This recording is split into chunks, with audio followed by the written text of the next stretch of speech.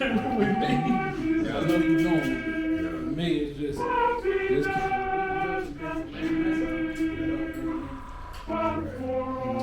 one that blessed me to get to the point where I could get my barber's license. Yeah, that's what I see. You know, I told people at the courthouse, man, you don't go through this for you to shut up and ride out and do this. It's such a big, yeah, man.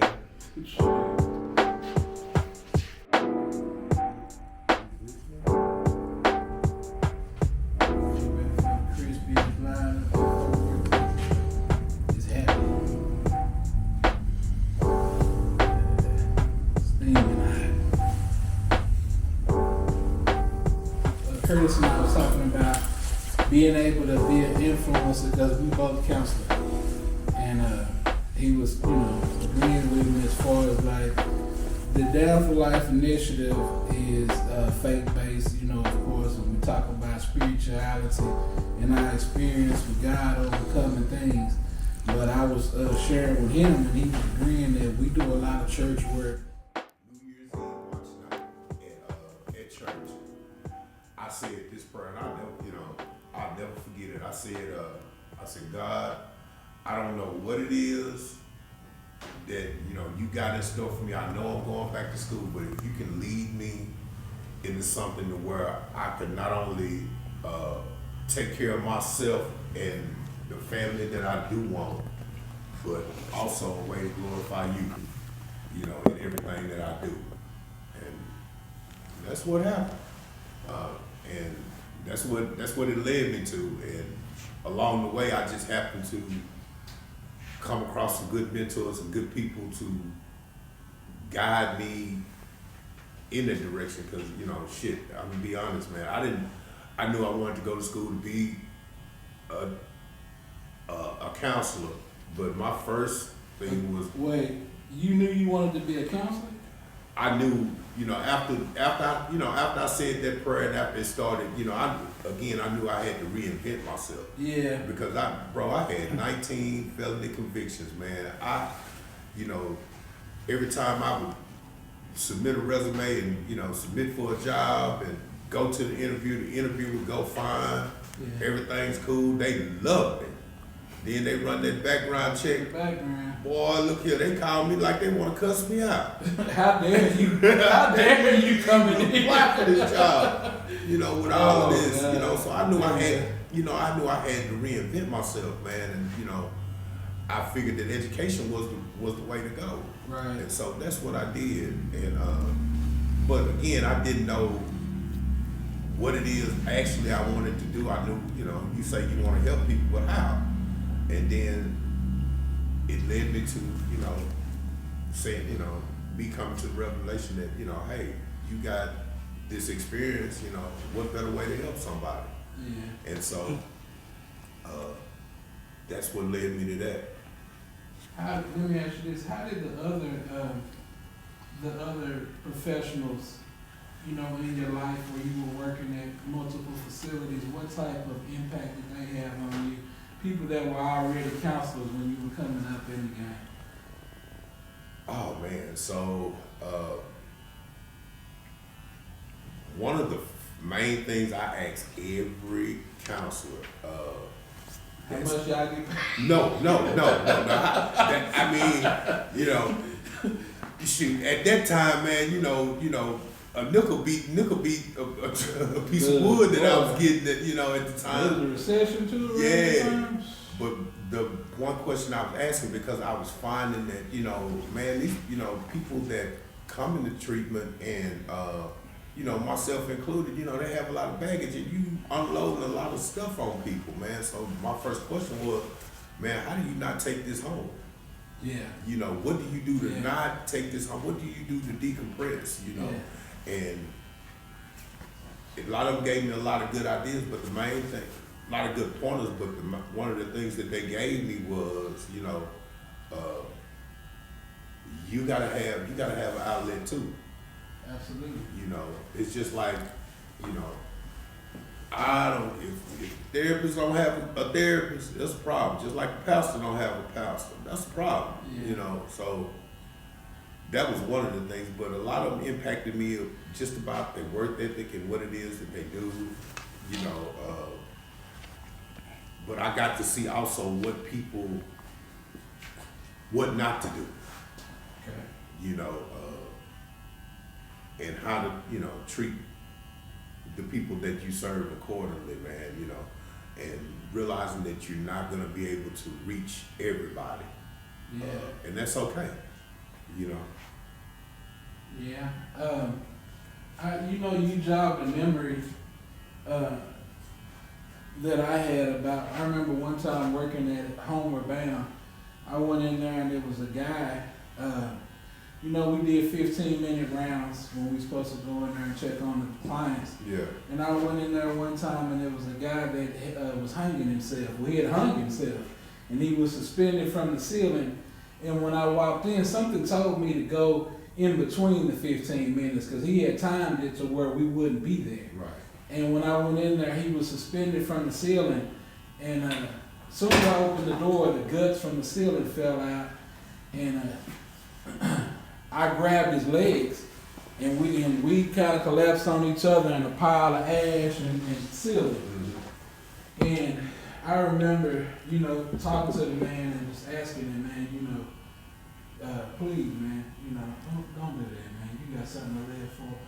And it took me probably 5 hours after I got home. I didn't even want to talk to my kids or nothing. Right. Because I was so shell-shocked Right. by the fact that somebody tried to take their life on my Right. watch. Right. That's heavy. Yeah, that is, you know, and you have to learn to, you have to find ways to decompress from that, man, and not, you know, there's no way that you cannot get, in this work that we do, man, not get attached in some type of way or not be affected by some of the things that you hear and see, you know, yes, we see, you know, especially me and you, like with lived experience, we've seen and done it all and seen some things, but man, you know, when you have people that you're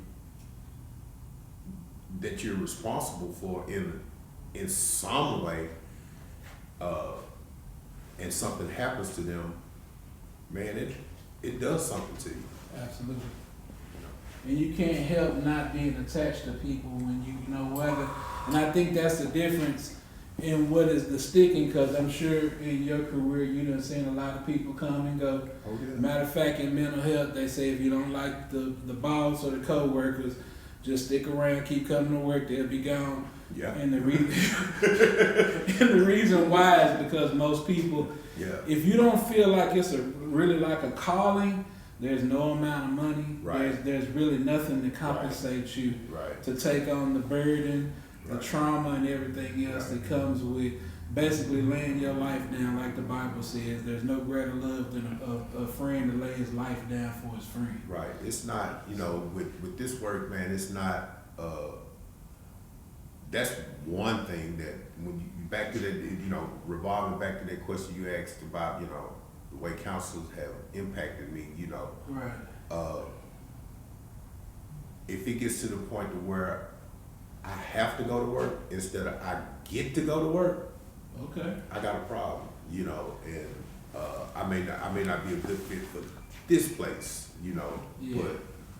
but And that's okay. yeah, and that's okay. But you know, everything that I do now, I get to do. You know, I know God didn't, you know, allow me to bring me through and work and stretch me the way that He stretched me, and you know, the work that I had to do to get here, and some of the things that I had to overcome to, you know, get the license and all of that stuff, to just be miserable and uncomfortable and not be happy, you know, with what I do. Right. You know, because again, you know, this is, you know, yes, I get paid to do it, but I walk into it every day with what it is that I can do to glorify Him, you know.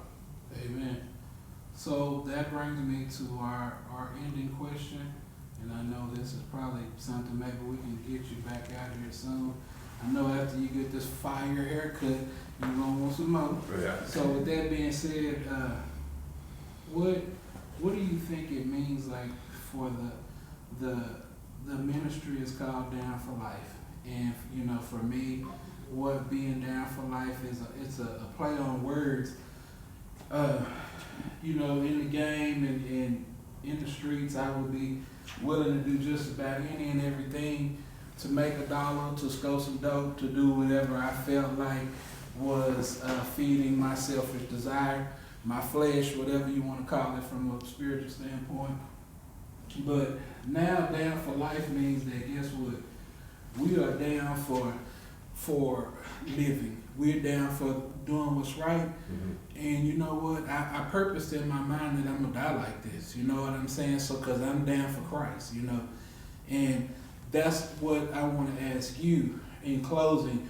What does that mean for you to be down for life? Because I know you're down for life. You know what I'm saying?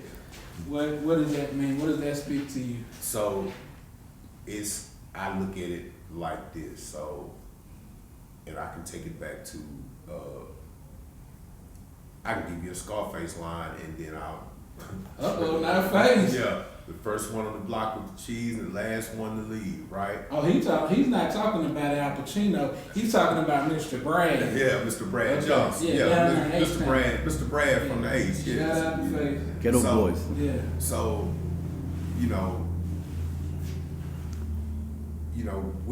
like you said, you know, when we were out doing our thing, you know, it was, you know, whatever I had to do to get it. You know, if I got to be outside 2 days with the same clothes on, Come on, man. you know, sleeping in cars, doing whatever it is I needed to do to get what I wanted, you know, that's the same mentality I have to have for this, you know.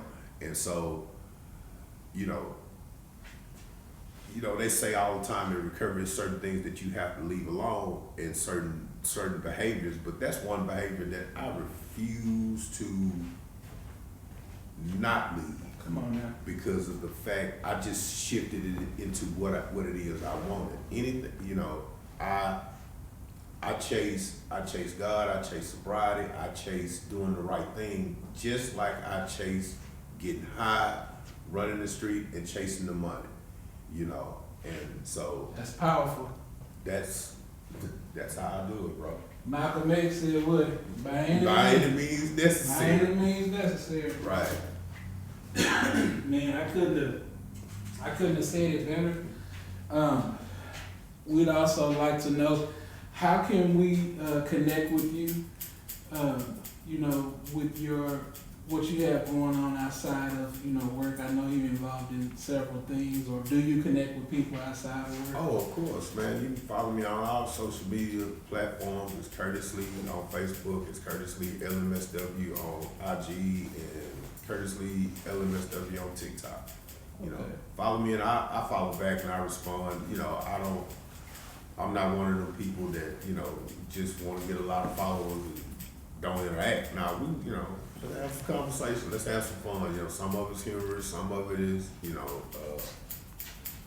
a lot of it is positive, and some of it is humorous. But. So, let me interject. So, for those that don't know, explain what them alphabets is, man. Curtis Lee, XYZ. What does that mean, man? I know you professional. I get it. But for those that don't know. So it's the licensed master social worker. Well, you gotta come on. How much time you did? I did all together. So let me put this like from 96 to 2011. To 2011, I didn't see a Christmas. And so I was constantly in jail or in prison, or a mixture of both. I have 19 felony convictions. Nothing to be, you know, it is what it is. It's not something I'm, you know, just proud of. And we ain't bragging about it. But just letting you know. Yeah, it just to say that, you know, you can come back from anything, and just like I chased what I did to get that, you know, I had to go through some extremes to get them letters behind my name, you know. So, you know, that was that was another battle. But then, you know, I'm a firm believer that God don't put you through nothing that He can't. Come on, man. That you can't bear. And if He, you know, allows you to see it, man, it can happen, man. You know, you know, my cousins say all the time, boy, you're a walking testimony, because